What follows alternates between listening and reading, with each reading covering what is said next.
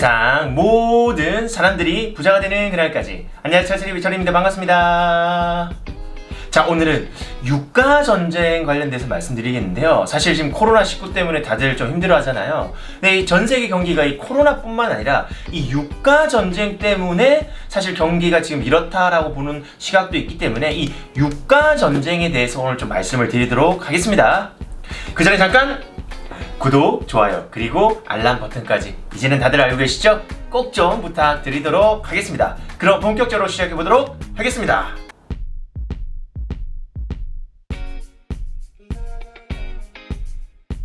자, 지난 2020년 3월 6일날 우리 사우디, 러시아가 이 유가를 감산하는 데 있어서 합의가 안 됐다고 합니다. 오히려 더 증산을 한다는 건데요. 이 증산이 뭐냐면 이 기름을 더 많이 생산해내겠다라는 뜻입니다. 자, 쉽게 말하면 기름이 당연히 시장에 많이 풀리게 된다는 거고, 수요는 적은데 공급이 많다. 그럼 어떤가요? 가격이 떨어질 수밖에 없는 그런 구조잖아요, 그죠? 근데 왜 사우디와 러시아가 지금 우리가 감산이 아니라 오히려 더 증산을 하고 이 협상이 결렬됐느냐? 바로 미국을 좀 견제하기 위해서다라고 보시면 될 것 같은데요. 자, 미국은 셰일 혁명으로 인해서 이 셰일 원유 생산 자체가 굉장히 늘어남에 따라서 미국의 점유도가 사실은 점점 높아지고 있었던 상황입니다. 자, 그러면서 원유국들이 이제 시장 점유율이 점점 미국한테 뺏기다 보니까 위태위태해진 거죠. 최근 사우디가 러시아 쪽으로 우리가 감산을 하자라고 해서 합의안을 다시 냈습니다. 근데 러시아가 일단 거부를 했어요. 그리고 기존에 합의된 것도 더 이상 연장하지 않겠다라는 부분들을 발표를 했습니다. 아까 전에 말씀드렸다시피 미국 셰일 업체들이 아무래도 점점 점유율이 높아지다 보니까 이것을 견제하기 위해서 이렇게 합의를 하지 않았던 건데요. 자, 그래서 감산이 아니라 오히려 증산을 계속하면서 지금 가격 자체가 뭐 50불에서 20불로 상당히 많이 떨어진 거예요. 자, 그럼 미국은 채산정 자체가 40불 정도는 돼야 손익분기점이라고 보는데 40불 미만이면 적자인 거예요. 그러니까 지금 미국의 지금 셰일 업계가 굉장히 지금 큰 타격을 받고 있다라고 보시면 되는데요. 자, 이 셰일 산업이 붕괴된다.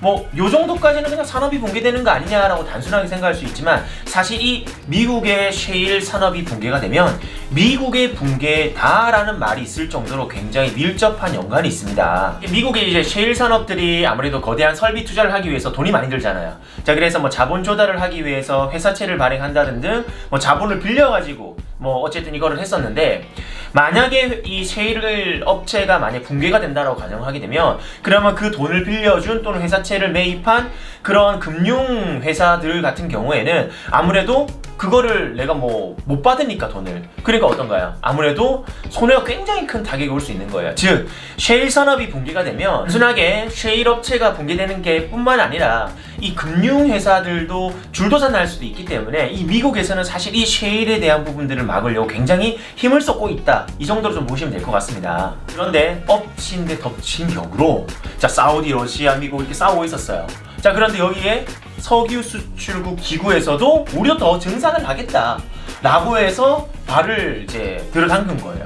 그러니까 아예 그냥 진흙탕 싸움이 된 겁니다. 그래서 지금 미국의 트럼프 대통령의 경우에는 뭐 러시아나 사우디와 통화를 해서 이런 부분들을 합의를 했다, 뭐 이런 식으로 하는데, 또 오히려 러시아나 뭐 사우디 쪽에서는 그런 일이 전혀 없다 라고 해서 굉장히 지금 진흙탕 싸움을 하고 있고, 트럼프 대통령은 이거를 중재하기 위해서 엄청나게 나름대로 노력하고 있습니다.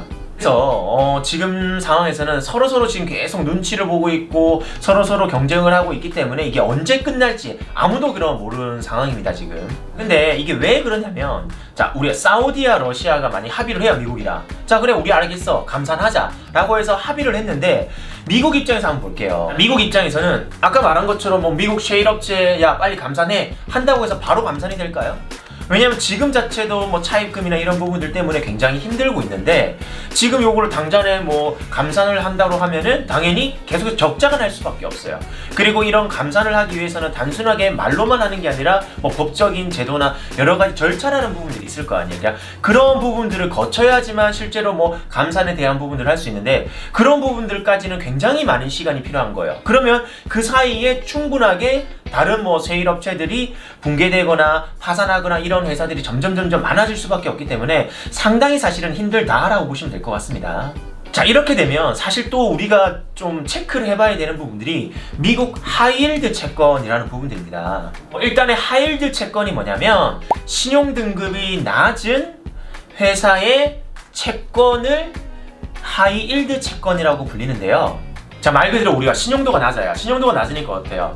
자본을 융통하기 힘들죠. 그러니까 아무래도 높은 이자를 지급하는 채권을 발행하게 되는 겁니다. 그게 바로 하이힐드 채권인데요. 그런데 미국의 이제 셰일 업체들은 대다수 이런 하이힐드 채권을 발행을 했기 때문에 만약에 이제 셰일 업계가 만약 무너진다고 하면은 여기에 투자한 일반 투자자들도 아예 휴지 쪼개게 될 수도 있습니다.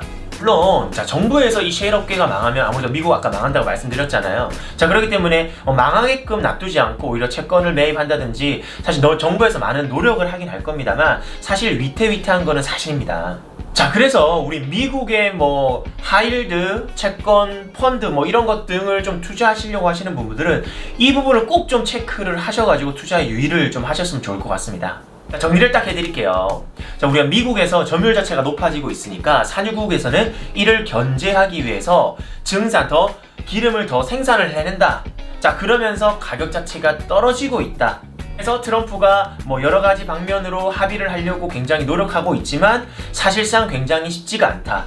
그래서 코로나뿐만 아니라 이 유가 전쟁이 끝나야지만 전 세계적으로 어느 정도 안정세가 취해진다라고 정도 보시면 될 것 같습니다. 어쨌든 지금 유가가 정말 변동이 굉장히 큽니다. 그래서 유가 관련된 투자할 수 있는 ETF나 여러 가지 부분들이 사실 급등락을 변동을 하면서 어떻게 보면 도박의 장으로 약간 사람들이 많이 하고 있는 경우가 있는데요. 사실 이렇게 급등락하는 경우에는 사실 투자에 대한 부분들을 조금 유의하셔가지고 좀 장기간 관점으로 좀 보시고 투자하시는 것을 꼭 좀 권해드리도록 하겠습니다.